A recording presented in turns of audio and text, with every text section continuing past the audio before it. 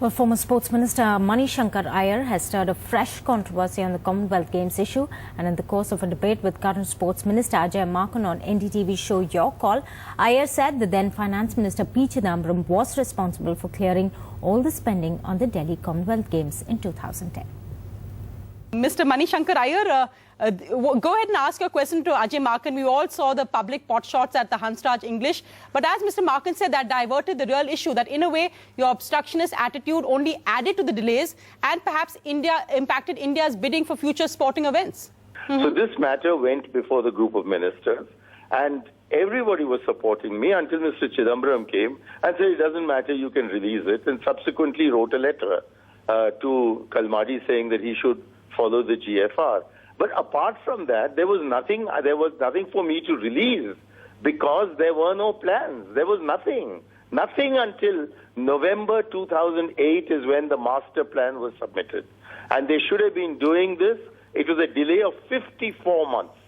And in the meanwhile, I was completely upset with the fact that where nothing was happening and whatever was happening with such financial impropriety, that the government of India seemed to think that the best thing to do was to throw open the treasury and have Mr. Kalmadi and everybody else take whatever money they wanted for this exercise.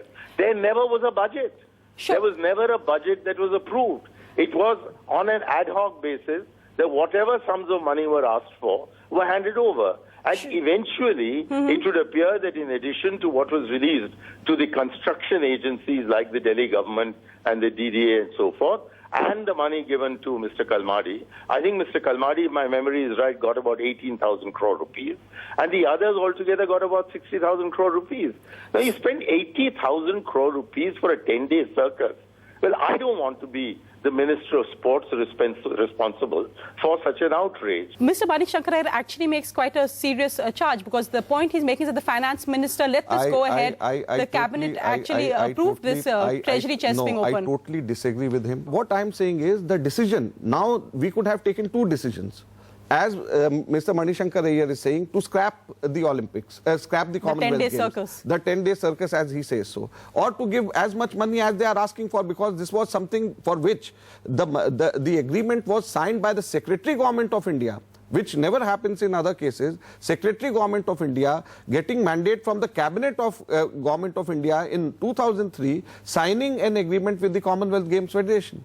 So this was something which was promised by Government of India through the Secretary Government of India in September 2003. Mr. Shankar Aiyar, do you agree with, you've heard Ajay Maken and his reply to you now, do you agree? I came into office at the end of January 2006, and having studied the papers and talked to my predecessors and talked to Mr. Kalmadi, I came to the conclusion that something was very rotten in the state of Denmark. The NDTV news app had redefined the entire genre. Now, another market beater. It's already hit #1. NDTV Profit, India's #1 finance app. Download free at ndtvprofit.com/apps. Live stream of NDTV Profit, market news, and your easy-to-manage portfolio. Download now, ndtvprofit.com/apps.